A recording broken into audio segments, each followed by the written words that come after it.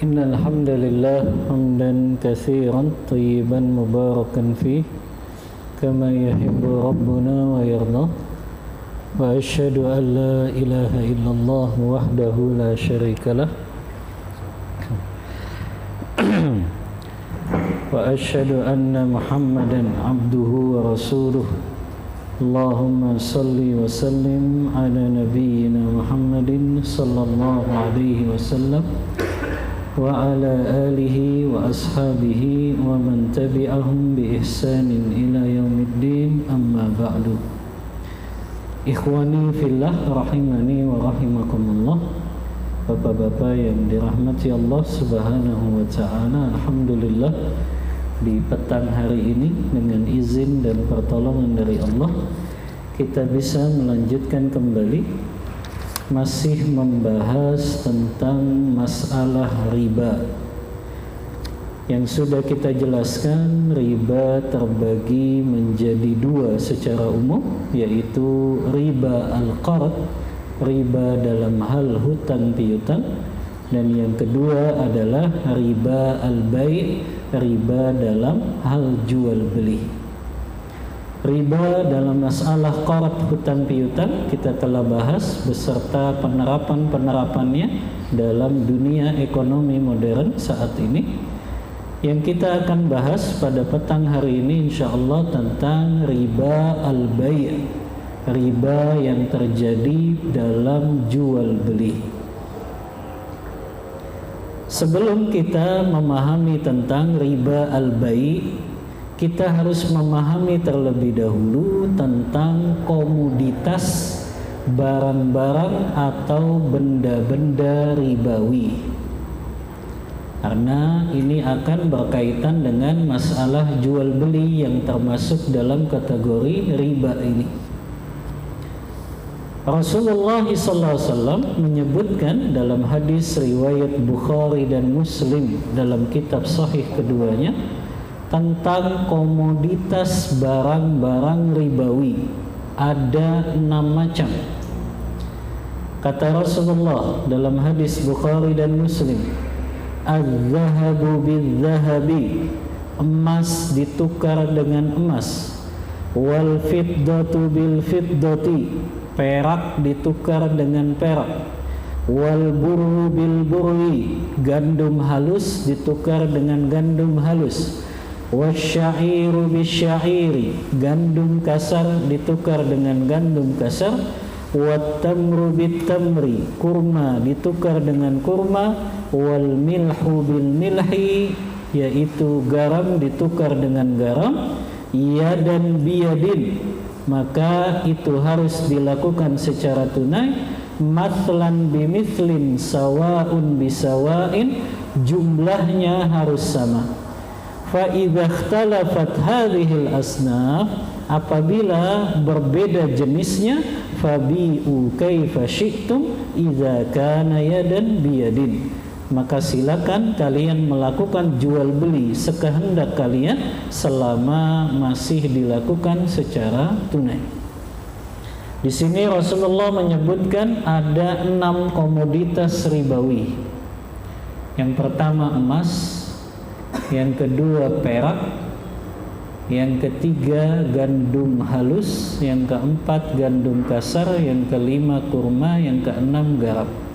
Ulama membaginya menjadi 2. Yang pertama, yang termasuk komoditas ribawi itu adalah alat-alat tukar.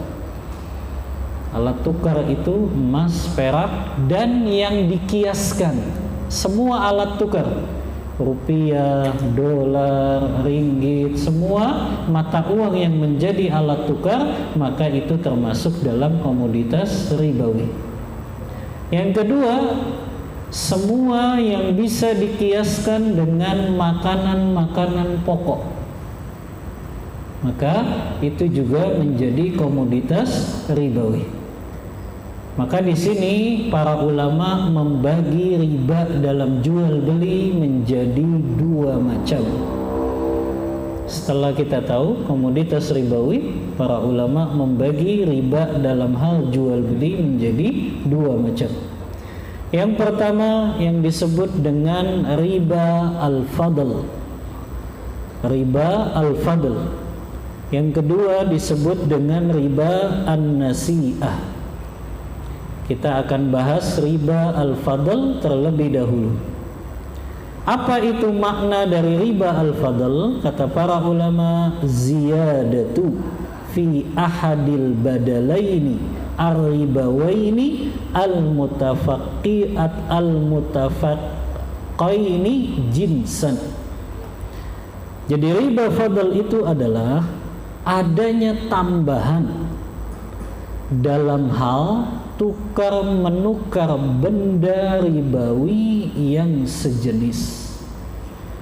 Adanya tambahan dalam tukar menukar benda atau komoditas ribawi yang memiliki jenis yang sama. Contohnya apa? Rupiah dengan rupiah. Uang 100.000 ditukar dengan 90.000. Ini riba, walaupun uang 100.000-nya baru. Makanya diantara contoh nanti dalam penerapannya riba fadl ini tukar menukar uang baru dengan uang lama menjelang lebaran, Pak. Yang biasa di pinggir-pinggir jalan itu, Pak, ya. Itu jatuh dalam riba fadl. Karena kita ingin dapat uang 100 ribuan baru, tapi kita kasihnya ke mereka 110.000. Maka ini tukar menukar benda ribawi yang sejenis dan ada kelebihan tambahan di sana. Maka ini contoh dari tukar menukar benda ribawi yang jatuh ke dalam riba fadl. Itu contoh yang berkaitan alat tukar, Pak. Yang kedua yang berkaitan dengan makanan pokok. Beras rojo lele 10 kg ditukar dengan beras pandan wangi 5 kg. Ini jatuh dalam riba fadl.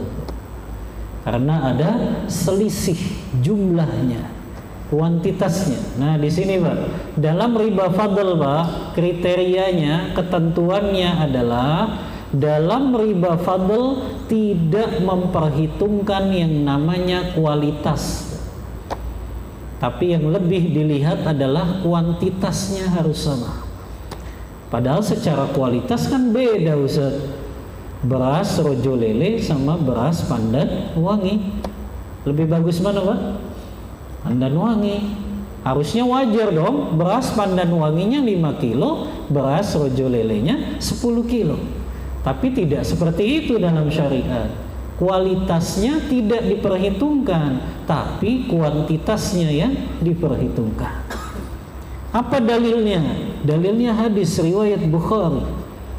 Kata Abu Sa'id Al-Khudri menceritakan, suatu hari Bilal menyediakan Rasulullah kurma burni. Jadi Rasulullah datang ke Khaybar. Khaybar itu salah satu tempat yang ditaklukkan oleh kaum muslimin di zaman Rasulullah tahun ke-7 Hijriyah. Rasulullah datang dan sahabat ingin menyediakan ke Rasulullah ini kurma yang paling bagus. Saat itu Bilal datang kepada Rasulullah menyediakan kurma burni, kurma yang paling bagus. Rasulullah bertanya, "Akullu tamrin fi Khaybar hakaza?" Apakah semua kurma di Khaybar sama bagusnya seperti ini, gitu ya? Kalau kita mungkin sekarang seperti kurma ajwa gitu, Pak, ya, yang paling bagus, ya. Ini Rasulullah bertanya nih, "Akullu tamrin fi Khaybar hakaza?" Apakah semua kurma di Khaybar ini seperti ini bagusnya? Tapi sahabat jujur, Pak. Kata Bilal, "Enggak, wahai Rasulullah. Ada kurma yang kurang bagus. Tapi kami selalu melakukan di sini kurma yang kurang bagus kami tukar dengan kurma yang bagus dengan ada selisihnya." Kata Bilal, "Kami tukar kurma yang kurang bagus 2 kg dengan kurma yang bagus 1 kg." Rasulullah kaget. Kata Rasulullah, la taf'al hakadha, jangan kalian lakukan itu. Apa kata Rasulullah solusinya? Bi'ahadat tamar, jual dulu kurma yang jelek tersebut, hasilnya kalian beli kurma yang bagus itu. Jadi nggak boleh Pak, langsung ditukar walaupun kualitasnya beda. Dan ini dilakukan oleh Rasulullah ketika disediakan kurma yang bagus. Dan Bilal menceritakan, kami biasa nih di Khaybar menukar kurma yang kurang bagus dengan kurma yang bagus. Tapi kurma yang kurang bagusnya 2 kilo, kurma yang bagusnya 1 kilo. Tapi Rasulullah larang itu Pak, jangan kalian lakukan itu. Kalau kalian mau dapat kurma yang bagus, jual dulu kurma kalian yang kurang bagus, hasil penjualannya beli dengan kurma yang bagus tersebut. Jadi begitu Pak.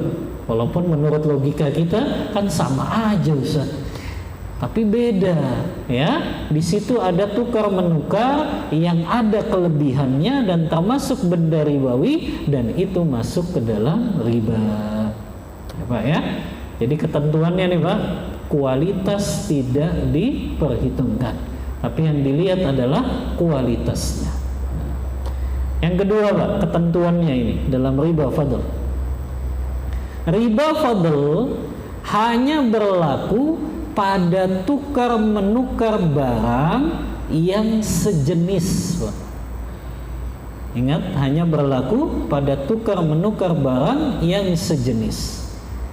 Adapun tukar menukar barang ribawi namun tidak sejenis, maka itu boleh jumlahnya berbeda. Nanti kita bahas ketika membahas riba nasi'ah ini. Ya. Jadi kalau Bapak tukar menukar antara beras dengan emas, jenisnya sama atau beda Pak? Beda. Boleh tidak berbeda jumlahnya? Boleh. Ya. Karena sama-sama benda ribawi tapi berbeda jenisnya. Karena yang kita bahas dalam riba fadl ini benda ribawi yang jenisnya sama. Ya. Apalagi Pak, benda itu bukan masuk benda ribawi. Berarti dia boleh untuk jumlahnya berbeda, dan ini tidak berlaku Pak. Dia tidak jatuh dalam riba fadl. Contohnya apa? HP ditukar dengan HP. Bapak kan biasanya nambah Pak ya, mau tukar HP yang lebih bagus. HP sekarang mungkin mereknya Xiaomi, mau ditukar iPhone, ya Bapak pasti nambah gitu. Dan itu diperbolehkan, tidak masuk ke dalam riba. Contoh lagi, mobil ditukar dengan mobil. Ya, Bapak ingin ganti ya, mobil Avanza dengan mobil Fortuner, ditukar dengan Bapak nambah, itu diperbolehkan dan tidak masuk ke dalam riba. Ya, sama juga tukar menukar motor dengan motor. Bapak ingin tukar motor Vario dengan motor NMAX, Bapak nambah di situ, maka itu diperbolehkan dan tidak masuk ke dalam riba. Karena yang masuk ke dalam riba hanya benda-benda ribawi saja. Di luar komoditas ribawi, maka itu diperbolehkan, jumlahnya berbeda. Ya. Nah, ini ketentuan yang kedua berkenaan dengan riba fadl ini, Pak. Ya. Artinya semua jenis pertukaran yang di situ benda ribawinya tidak sejenis atau dia tidak termasuk benda ribawi, maka dia tidak masuk ke dalam jenis riba fadl ini. Ya. Kemudian Pak, ya, di antara ketentuan juga ya di dalam riba fadl ini, ya, tadi kita sampaikan bahwa kalau jenisnya berbeda Pak, maka itu boleh berbeda juga jumlahnya. Ya. Kalau jenisnya berbeda nih Pak. Contoh, rupiah ditukar dengan dolar. Sama-sama mata uang kan Pak?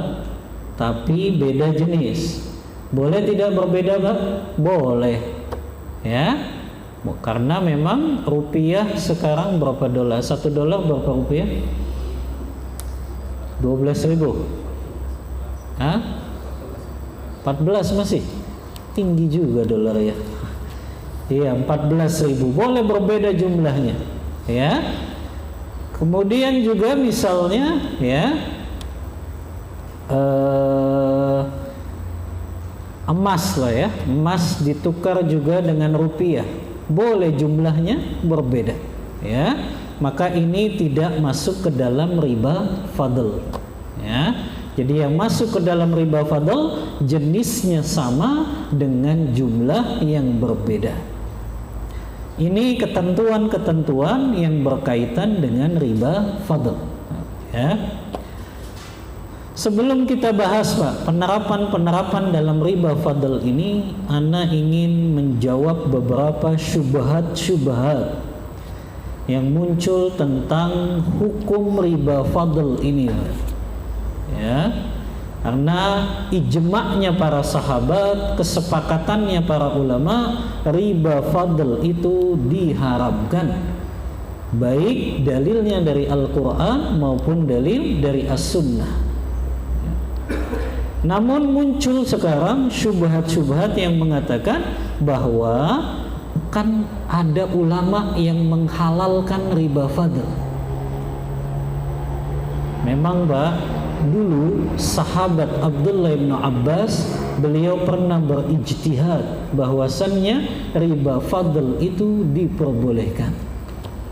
Tapi ternyata, Pak, ini riwayat yang dibawakan oleh beberapa sahabat dan tabi'in, menjelang beliau sebelum wafatnya, Abdullah bin Abbas kembali kepada perkataan yang benar bahwasannya riba fadl itu juga diharamkan. Yang pertama, Pak, hadis dari sahabat Jabir bin Zaid radhiyallahu anhu. Beliau mengatakan, ma kharaja Abdullah bin Abbas minad dunya illa raja'a an qawlihi fi riba al-fadl. Kata sahabat Jabir bin Zaid ini, tidaklah Abdullah bin Abbas keluar dari dunia ini, maknanya beliau meninggal dunia, kecuali beliau telah menarik kembali perkataan beliau yang dulu pernah beliau berpendapat bahwasannya riba fadl itu dibolehkan, dan beliau mengatakan al-fadlu haram, riba fadl itu diharamkan. Maka ini jelas, Pak, Abdullah bin Abbas sudah menarik kembali ijtihadnya yang beliau dulu pernah keliru di dalam berijtihad, dan beliau berjumpa dengan sahabat Abdullah bin Umar, berjumpa dengan sahabat Abu Sa'id Al-Khudri, dan beliau menarik kembali perkataannya dan beliau mengatakan riba fadl itu diharamkan. Ini syubhat yang pertama, Pak, ya. Yang kedua, Pak, ada orang yang berdalil dengan la riba illa fin nasi'ah. Hadis riwayat Bukhari. Tidak ada riba kecuali dalam riba nasi'ah saja. Ternyata ini dijelaskan, Pak, oleh para ulama. Maksud hadis ini la riba illa fi nasi'ah, tidak ada riba kecuali riba nasi'ah, itu adalah riba tukar menukar benda ribawi yang berbeda jenisnya tapi dilakukan secara tidak tunai. Ya, Pak. Jadi maksud dari la riba illa fin nasi'ah adalah, yang dimaksud di sini adalah tukar menukar benda ribawinya tidak sejenis. Ya, yang dimaksud di sini tukar menukarnya benda ribawinya tidak sejenis. Kalau tukar menukar benda ribawi yang sejenis, ini keluar dari konteks perkataan Rasulullah ini. Karena yang dimaksud Rasulullah dalam riba di sini adalah riba yang tukar menukarnya tidak sejenis. Ya, Pak. Maka clear sudah, Pak. Ijma' kesepakatan para sahabat, riba fadl juga diharamkan oleh Allah dan juga Rasulullah dalam hadis-hadisnya. Berdasarkan hadis ini Pak ya, az-zahab bil-zahab, emas ditukar dengan emas, perak ditukar dengan perak, kurma ditukar dengan kurma, gandum ditukar dengan gandum, maka ada dua syaratnya Pak. Apa syaratnya Pak? Apabila tukar menukar benda ribawi yang sejenis, yang pertama syaratnya jumlahnya harus sama. Jumlahnya nggak boleh beda Pak. Ya, harus sama. Yang kedua syaratnya tukar menukar benda ribawi yang sejenis harus dilakukan secara tunai. Apa maknanya tunai Pak? Pembayarannya tidak boleh diangsur dan serah terimanya harus langsung pada majelis akad. Nah, itu namanya at-taqabud Pak. Maka syaratnya ada dua kata ulama. Kalau tukar menukar barang benda ribawi yang jenisnya sama, dua syaratnya. Yang pertama adalah harus sama jumlahnya. Yang kedua adalah harus taqabud. Taqabud itu dibayar tunai dan serah terimanya harus langsung. Ini Pak berkenaan dengan syarat-syarat kalau tukar menukar benda ribawi yang sejenis. Sekarang kita masuk Pak, penerapan riba fadl ini dalam kehidupan kita sehari-hari. Ya. Yang pertama tadi sudah saya katakan Pak, tukar menukar uang baru dengan uang lama menjelang lebaran. Ya. Jadi nggak boleh Pak, mentang-mentang pengen dapat uang baru ditukarnya dengan jumlah yang berbeda. Ini jatuh ke dalam riba.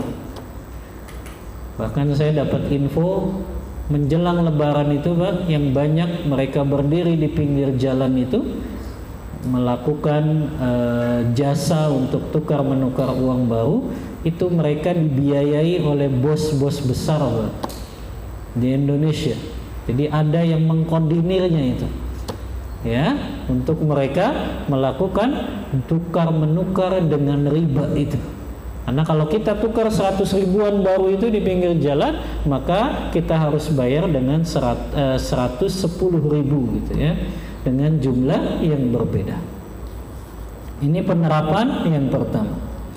Penerapan yang kedua Pak, tukar menukar emas dengan emas dengan ada biaya tambahan. Nah ini perhiasan Pak ya. Biasanya perempuan mau tukar cincin baru dengan cincin lama, sama-sama ditukar dengan 5 kg, tapi yang nuker ini disuruh nambah. Misalnya makna dari riba nasi'ah adalah tukar menukar benda ribawi yang tidak sejenis Pak. Nah, kalau tadi riba fadl yang sejenis, kalau sekarang riba nasi'ah yang tidak sejenis, tapi itu dilakukan secara tidak tunai atau serah terimanya tidak langsung. Saya ulang Pak ya, riba nasi'ah adalah tukar menukar barang yang sejenis atau yang tidak sejenis, tapi dilakukan secara tidak tunai pembayarannya dan serah terimanya tidak langsung. Ini Pak definisinya ya. Tukar menukar barang benda ribawi yang sejenis atau benda ribawi yang tidak sejenis, tapi dilakukan secara tidak tunai atau serah terimanya tidak langsung. Ya, contohnya ini lebih banyak Pak. Ya, contohnya lebih banyak. Contohnya seperti apa? Contohnya, Bapak tukerin uang dolar di money changer. Bapak datang ke money changer pagi-pagi. Terus Bapak bilang, saya tuker ini uang saya $200. Tapi nanti ya, saya ambilnya sore, saya pulang kerja. Ini jatuh dalam riba nasi'ah. Ya, karena Bapak tidak serah terimanya langsung. Ya, ditunda nanti ya, saya ambil sore.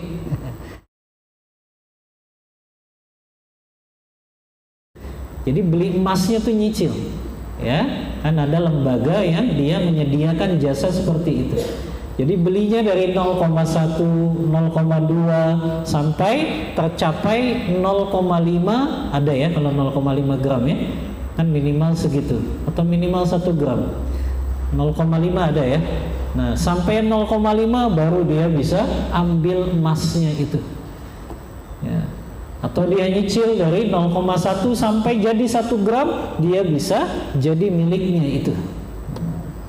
Maka ini masuk ke dalam riba nasi'ah. Karena tidak boleh jual beli emas dengan cara dicicil. Karena emas termasuk komoditas ribawi, rupiah termasuk komoditas ribawi. Walaupun berbeda jenisnya, tapi ada satu syaratnya, yaitu harus dilakukan secara tunai. Ini contoh yang kedua.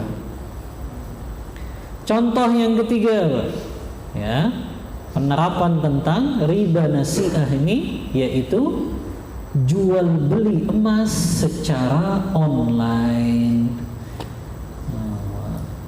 Ya, jadi pokoknya kalau jual beli emas online itu nggak syar'i, karena syaratnya juga tadi, Pak, harus serah terimanya langsung di majelis akad.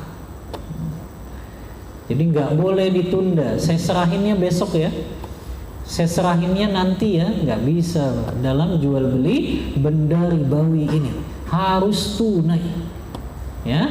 Sama, Pak, Bapak mau jual beli benda ribawi yang sejenis atau yang tidak sejenis, semuanya harus dilakukan secara tunai. Ini biasanya pedagang nih, Pak. Pedagang biasanya dia nggak punya uang receh. Kita kasih contoh A sama B, Pak, ya. A ini pedagang, B ini pedagang. A ini ada pembeli yang datang, pakai uang besar bayarnya, ya. Akhirnya si A kan nggak ada kembaliannya, Pak. Kata si A ke pedagang B, saya tukar deh nih, ya, 100 ribuan. Kata si B, ya saya cuma ada 50 ribu dulu.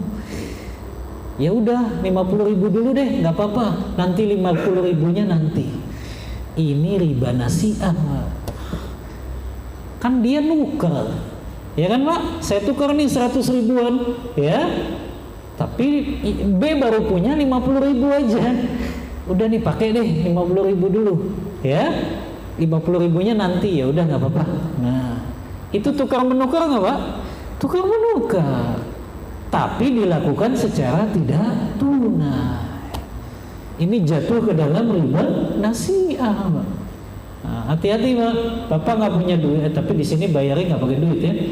Nah, kalau dulu kan kita gitu, Pak, ya, di sekolah juga kadang saya tukar dulu lah ya. Saya tukar deh 10 ribuan saya, ya saya baru ada 7 ribu ini, nggak apa-apa, ambil udah 7 ribu dulu, 3 ribunya nanti ya. Ini riba nasi'ah, Pak. Karena dilakukan secara tidak tunai, ya. Padahal tukar menukar rupiah dengan rupiah, ya. Nah ini hati-hati, Pak. Padahal masalah sepele kan, Pak. Iya nggak apa-apa deh, saya ambil dulu 7 ribunya, 3 ribunya belakangan ya. Enggak, ya. Maka dua-dua orang ini sama melakukan riba, ya. Inilah pentingnya kita tahu tentang kaidah memahami riba, Pak. Karena kalau enggak kita bakal jatuh, Pak. Ya, masalah sepele kayak gini aja nih. Kita nuker uang, ya, orang yang kita tukerin adanya cuma setengahnya, kita ambil itu, sisanya belakangan, itu namanya riba nasi'ah. Ya, itu namanya riba nasi'ah. Yang lebih parah, Pak, itu dilakukan jemaah haji dan umrah. Jemaah haji dan umrah, Pak, mereka kadang melakukan ini.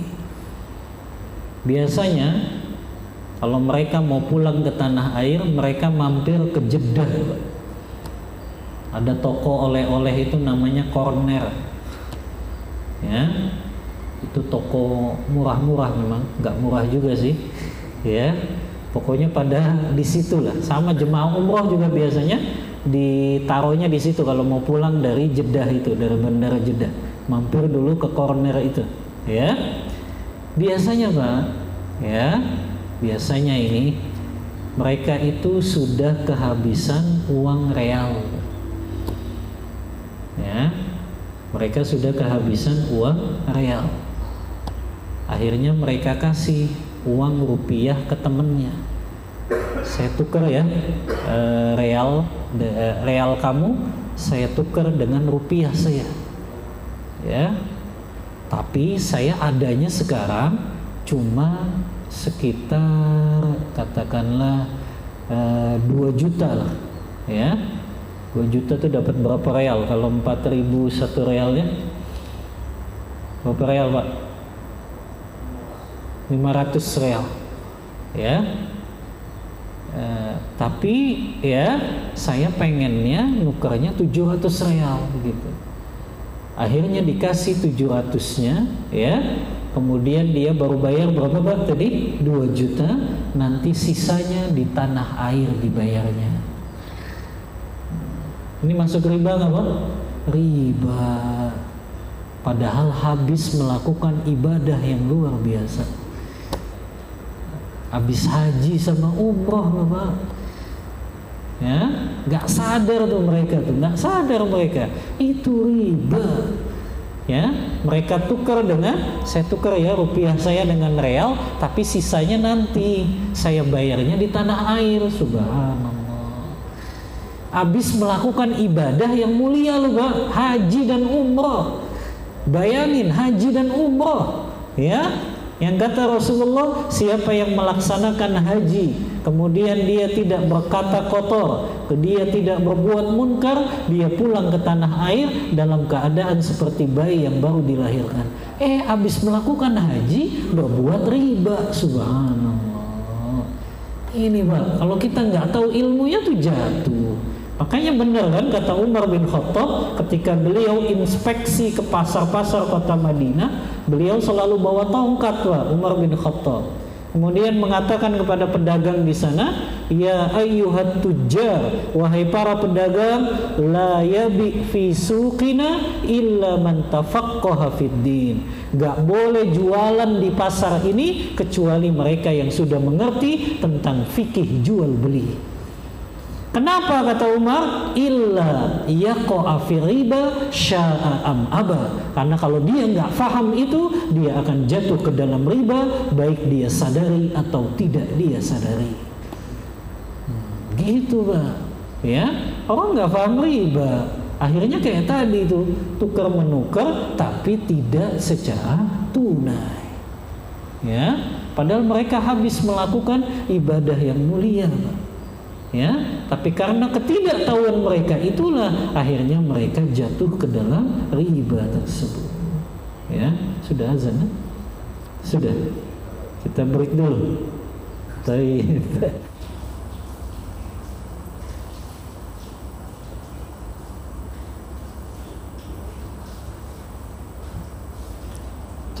Bismillah walhamdulillah wassalatu wassalamu ala rasulillah wa ala alihi wa ashabihi wa mawalah, amma ba'd. Ikhwani fillah rahimani wa rahimakumullah. Kita lanjutkan sedikit lagi tentang riba nasi'ah yang sudah kita sebutkan tadi, beberapa penerapannya di dalam kehidupan kita sehari-hari, ya. Di antaranya tadi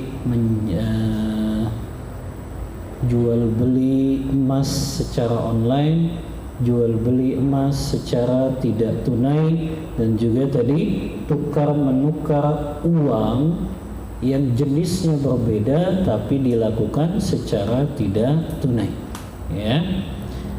Maka yang keempat juga penerapannya dalam kehidupan kita sehari-hari riba nasi'ah ini, yaitu tukar menukar kurma sukari dengan kurma ajwa secara tidak tunai. Walaupun jenisnya beda, ya. Tapi kadang ada orang, saya tukar dong kurma ajwa dan sukarinya, tapi nanti ya saya kirimnya besok kurma sukarinya, ya. Maka ini adalah riba nasi'ah juga, ya. Karena tadi tidak boleh ada penundaan ketika tukar menukar barang ribawi, apakah itu sejenis atau beda jenisnya.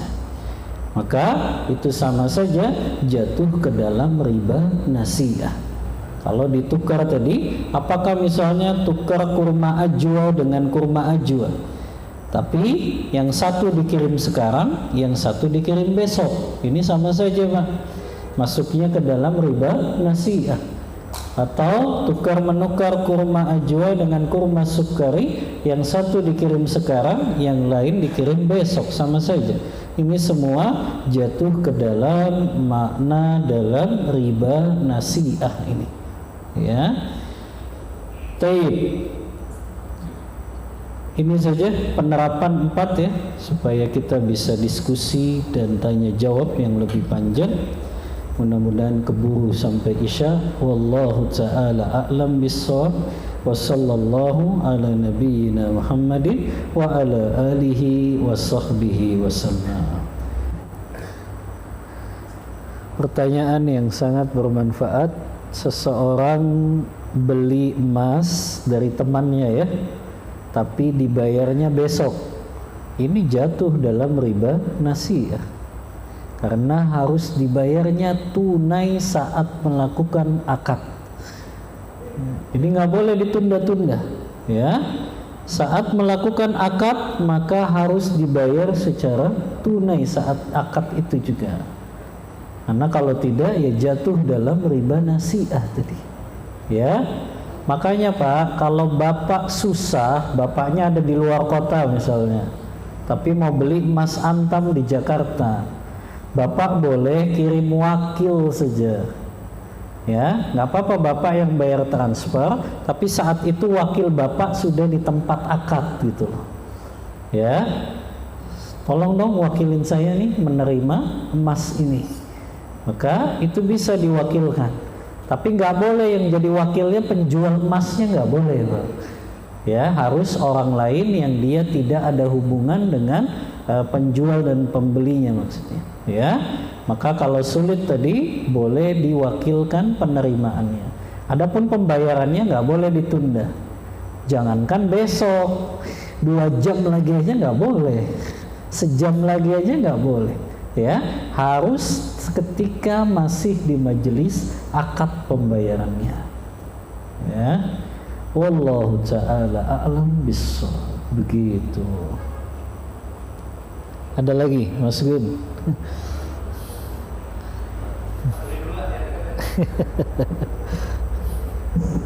Assalamualaikum warahmatullahi wabarakatuh. Waalaikumsalam warahmatullahi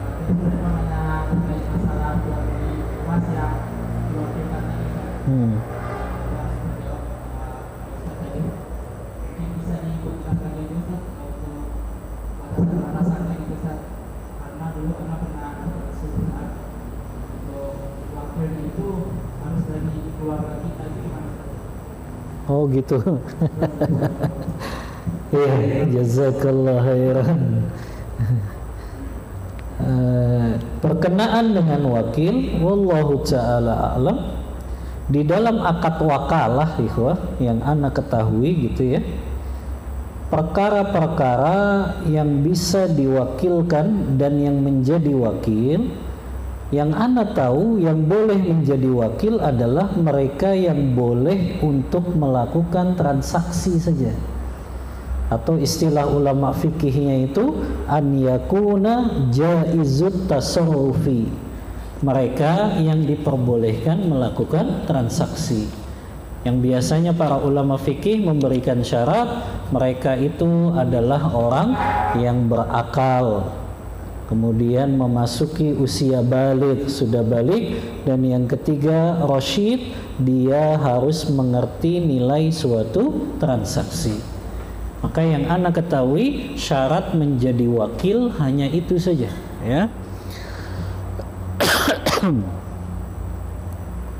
Dan ana belum tahu tuh ada dalil yang mengharuskan syarat yang menjadi wakil itu harus anggota keluarga. Kenapa?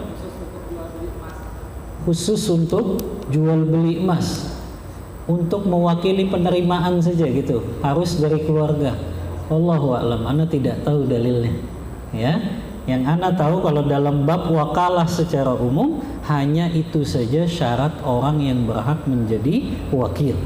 Ya, karena secara umum memang perkara-perkara muamalah itu bisa diwakilkan. Oh, nikah aja bisa diwakilkan, Pak. Ya, maksudnya akad nikahnya, bukan malam pertamanya. Ya, akad nikahnya boleh diwakilkan. Nah, Rasulullah pernah melakukan itu. Ya, kata sahabat, wakala Rasulullah SAW fi nikahi Maimunah. Rasulullah pernah mewakilkan akad nikah beliau ketika beliau akan menikah dengan Maimunah. Artinya yang ijab kabulnya itu sahabat, gitu. Ya, karena Rasulullah karena lupa dalam keadaan jihad atau nggak bisa waktu itu untuk menghadiri akad, maka beliau wakilkan kepada sahabat beliau, bukan keluarga beliau, padahal itu nikah loh. Ya, itu nikah gitu loh. Ya, tapi yang mewakili sahabat saja. Ya, maka dari sini wallahu a'lam, yang ana tahu selama memenuhi 3 syarat tadi maka boleh mewakili di dalam melakukan jual beli emas. Wallahu ta'ala a'lam bishawab. Nanti ana coba cari dalilnya memang ada atau tidak ya. Yang pertama tadi seseorang membeli barang ya, kemudian dia serahkan uangnya dan tidak ada kembaliannya. Kemudian kata penjual kembaliannya besok saja. Apakah itu boleh? Boleh, Pak. Ini kan tukar menukar uang dengan barang. Ya, bukan tukar menukar benda ribawi, kecuali ya di situ yang dilakukan tukar menukarnya adalah benda ribawi tadi. Bapak tukar uang tadi ya, nukarnya 1 juta tapi baru ada 900.000, 100.000-nya besok ya. Nah, itu baru riba, Pak. Ya, masuknya ke dalam riba nasi'ah tadi. Ya. Atau tadi juga tukar menukar rupiah dengan dolar. Rupiahnya sudah dikasih 2 juta tapi dolarnya besok diserahkannya. Itu juga jatuh ke dalam riba nasi'ah. Tapi kalau antara uang dengan barang maka itu bukan riba, ya, karena itu adalah jual beli biasa saja. Bukan disebutnya as-sarf. Karena as-sarf itu tukar menukar dengan alat tukar gitu. Ya. Yang kedua, berkenaan dengan seseorang kalau mau jual beli kredit harus menyebutkan harganya gitu. Tidak harus. Itu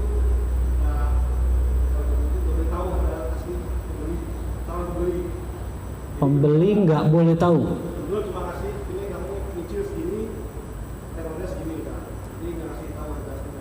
Oh, berarti nggak boleh ngasih tahu harga aslinya. Oh, iya. Berarti kalau dikasih tahu dia bilang riba gitu katanya.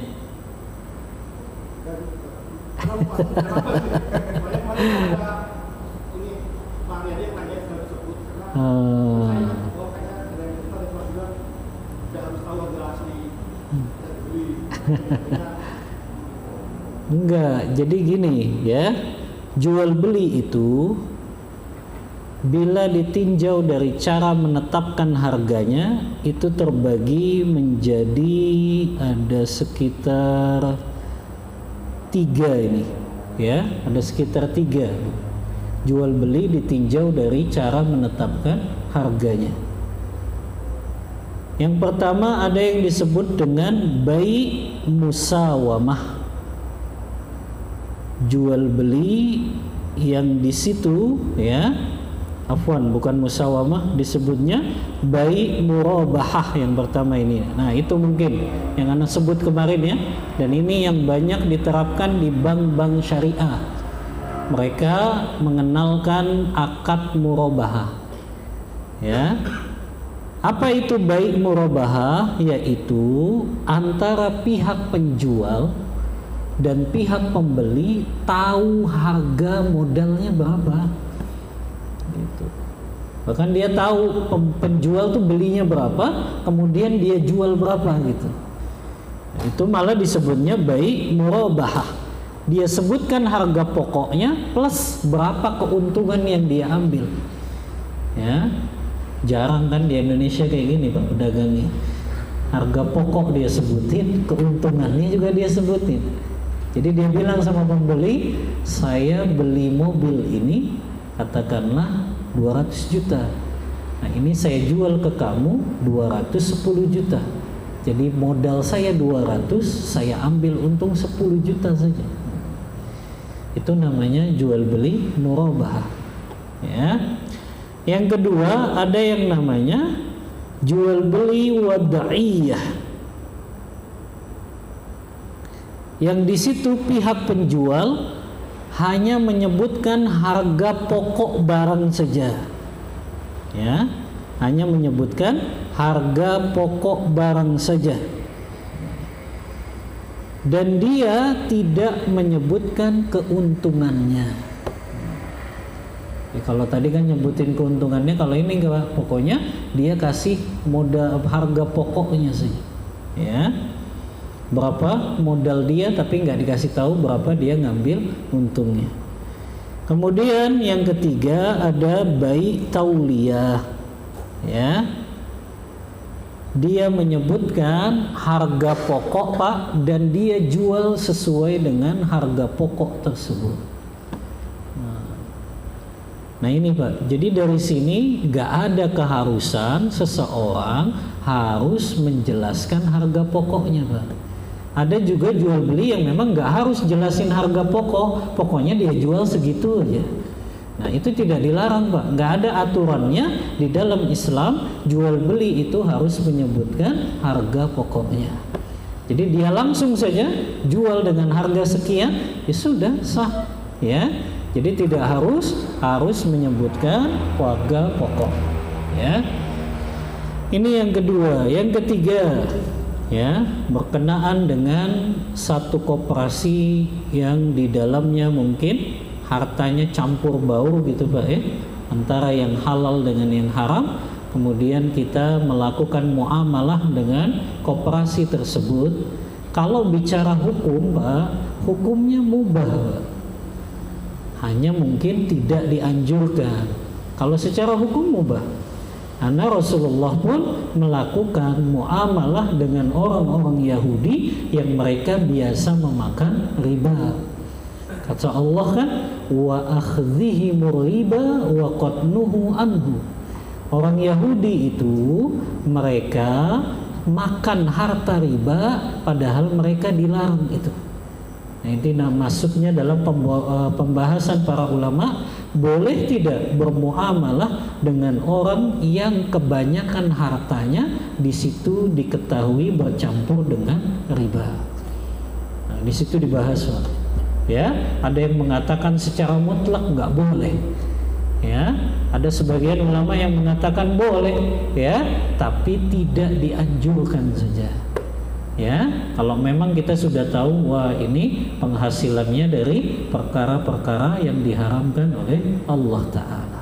Tapi kalau bicara hukum boleh saja, namun tidak dianjurkan. Wallahu Ta'ala a'lam bissawab.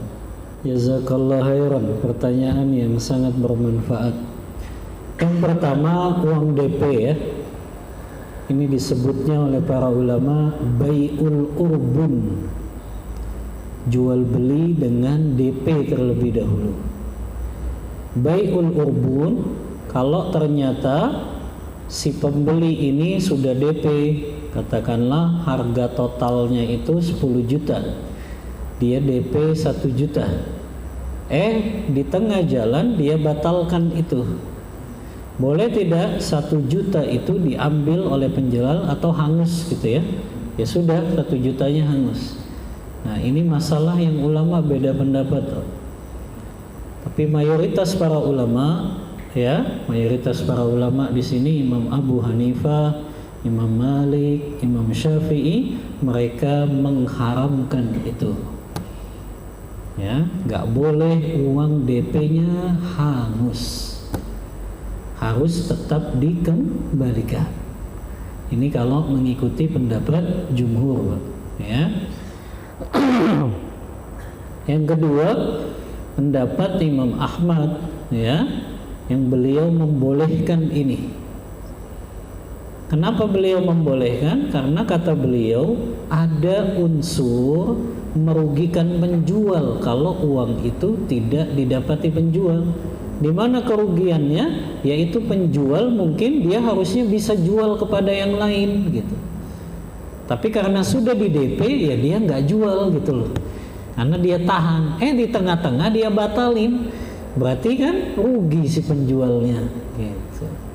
Jadi nggak boleh ada unsur yang merugikan antara satu pihak dengan pihak yang lain gitu. Allahu a'lam, Mbak. Kalau Bapak tanya pendapat saya, ya, kalau saya lebih condong kepada pendapat mayoritas ulama, pendapat hati-hati, Mbak, ya. Kalau saya, tapi kalau ada pendapat ustadz lain yang lebih mencondongkan bai'ul urbun, ya silakan. Ini Mas. Kalau untuk tanda jadi, ya ahsannya, kalau memang itu memang benar-benar pengen jadi, ya ahsannya memang ada sih, memang ahsannya ya ada. Tapi ya tetap kalau bisa ketika itu dibatalkan atau enggak jadi, ya tetap dikembalikan saja gitu, ya. Wallahu ta'ala a'lam bishawab gitu. Baik, yang kedua apa tadi, Pak? Yang kedua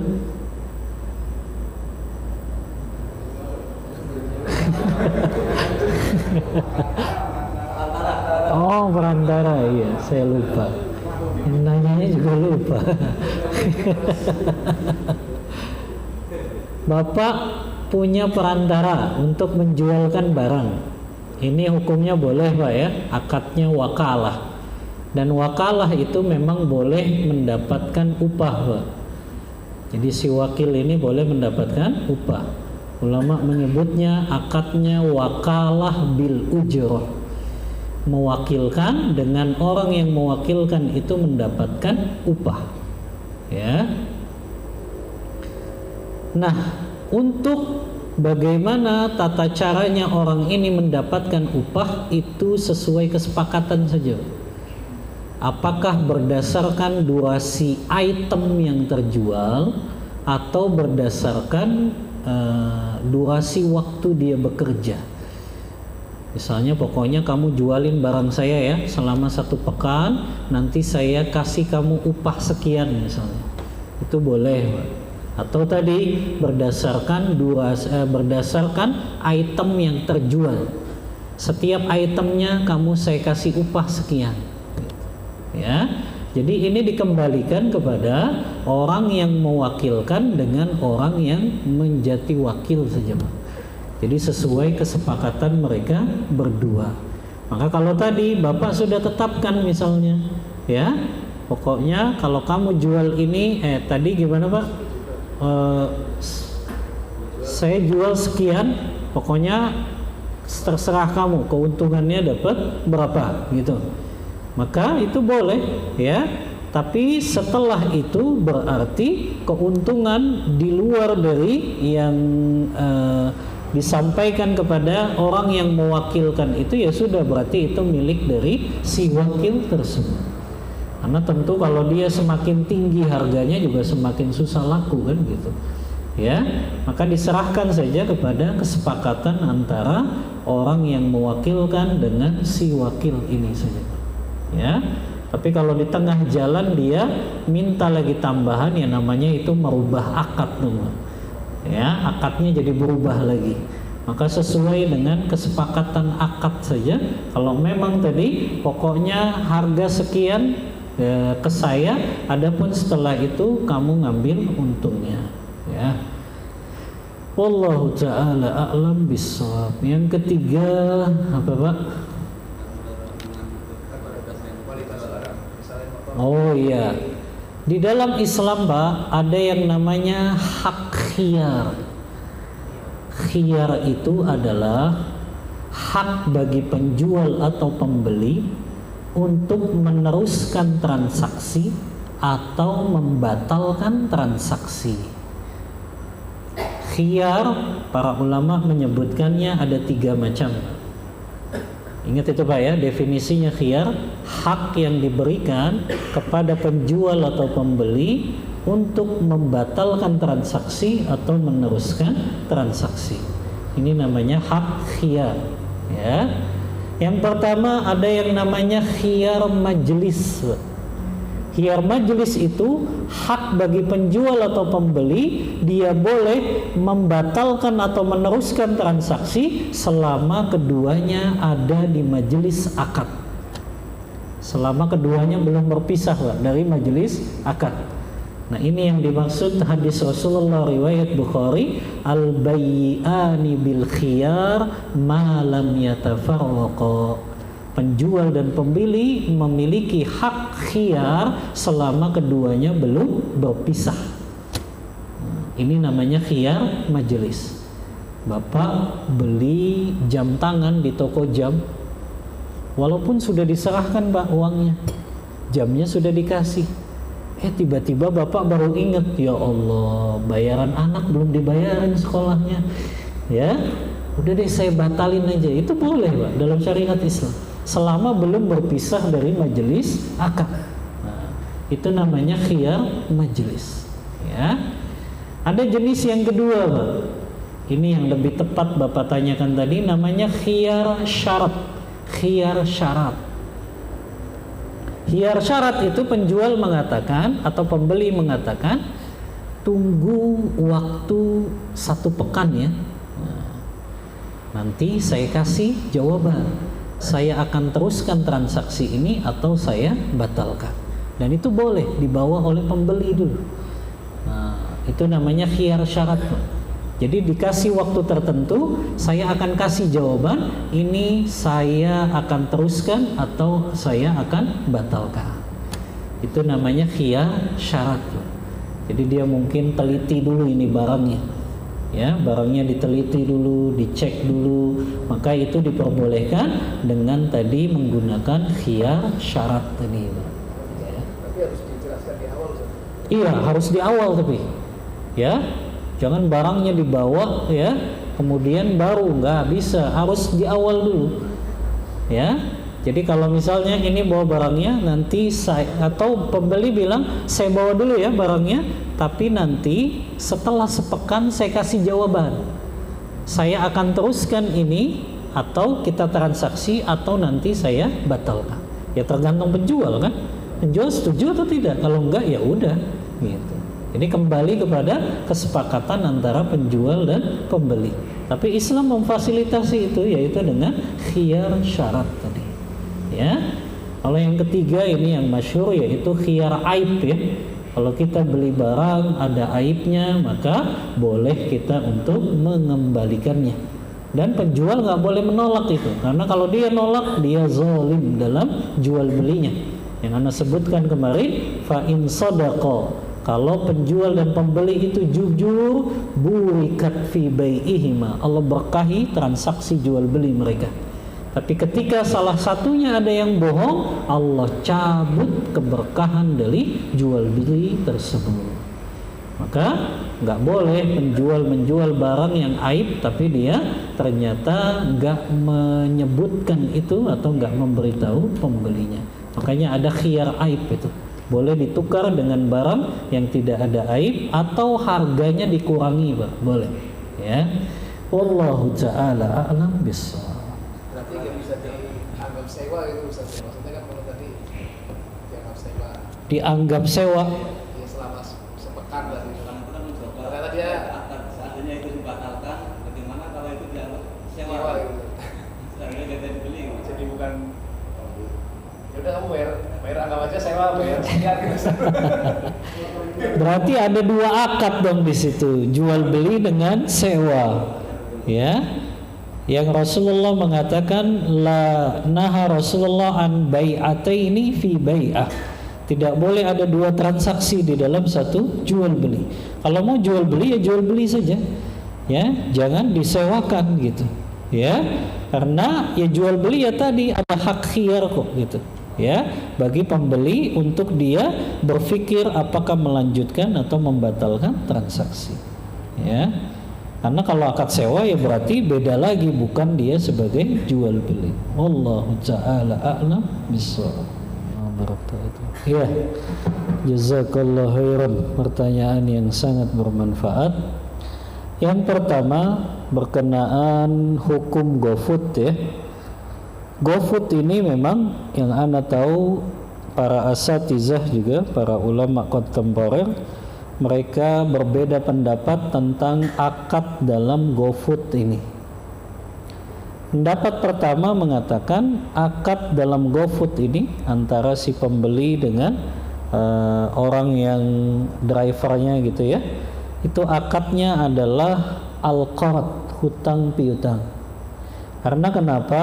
Karena uang untuk membeli makanannya itu pakai uangnya siapa? Uangnya driver dulu.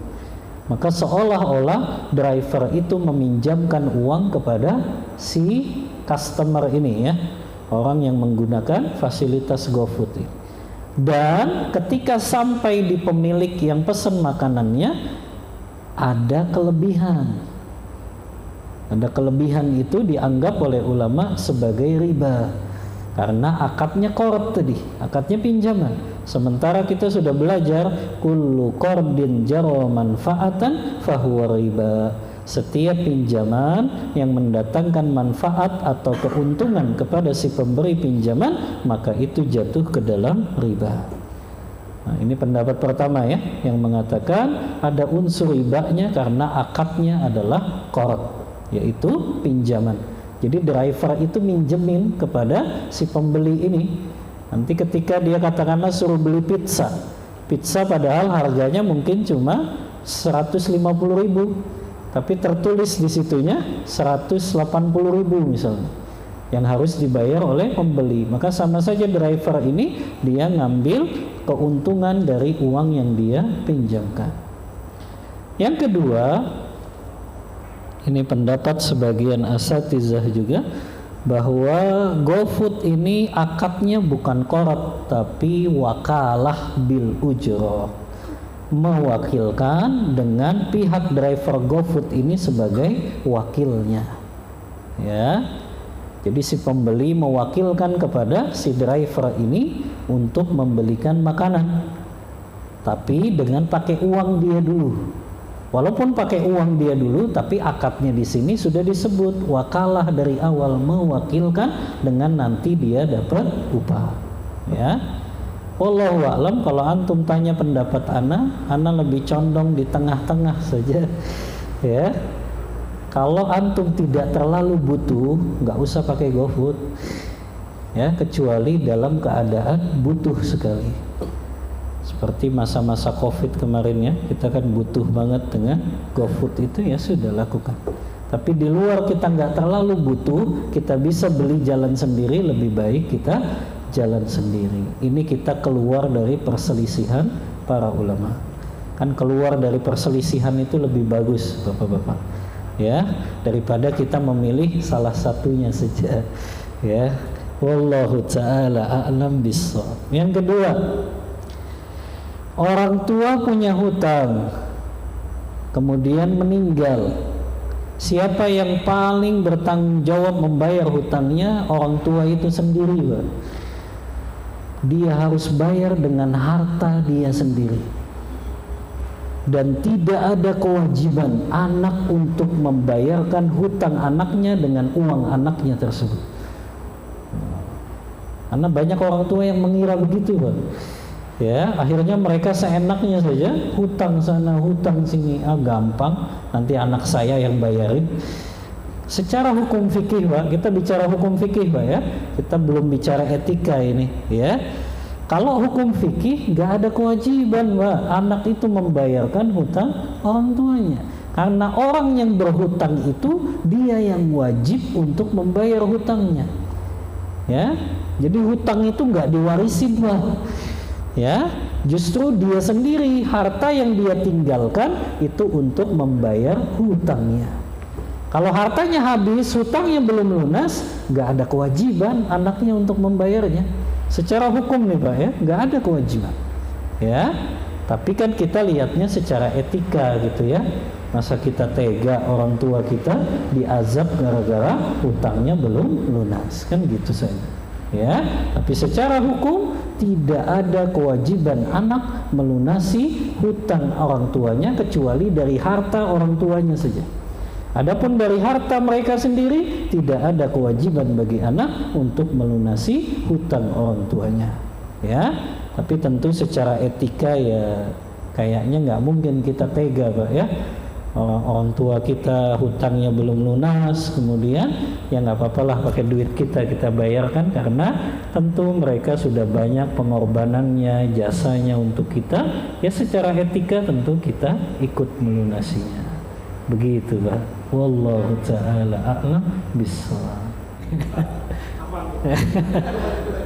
Teruskan yang buku tadi. Iya. Sekarang juga marah. Justik. Jasa titip. Tapi dia di awal udah kasih harga, kemudian dari sananya 10.000, dia udah kasih harga pas tesnya 10.000. Pakai duit siapa? Duit kita. Yang dititipi. Jadi kita buka, pokoknya kita buka kapung, kita open justik pakai uang kita, tapi kita udah kasih harga, maksudnya kita beli 10.000, kita jual 1.000. Terus ada yang bilang, saya mau satu. Nitip oleh-oleh maksudnya? Ya, ini enggak sih. Bisa beli. Maksudnya kita open justik. Dan itu enggak, cuma harganya enggak. Di sananya 10.000, kita kasih harga 12.000. Jadi kos. Oh gitu. Tapi pakai duit antum dulu gitu. Ya. Nah ini akadnya apa? Apakah antum sebagai wakil untuk membelikan dia gitu, tapi antum dapat upah, atau akadnya tadi korot itu dia hutang dulu sama antum? Kita beli barang, sama kita nanti ya dia ngasih uang sesuai yang kita kasih. Iya, lebih bagus antum perjelas akadnya, berarti jual beli saja. Oke, saya belikan dulu, nanti saya jual ya ke kamu harganya segini gitu. Nah, ini kan kayak baik murabahah tadi ya.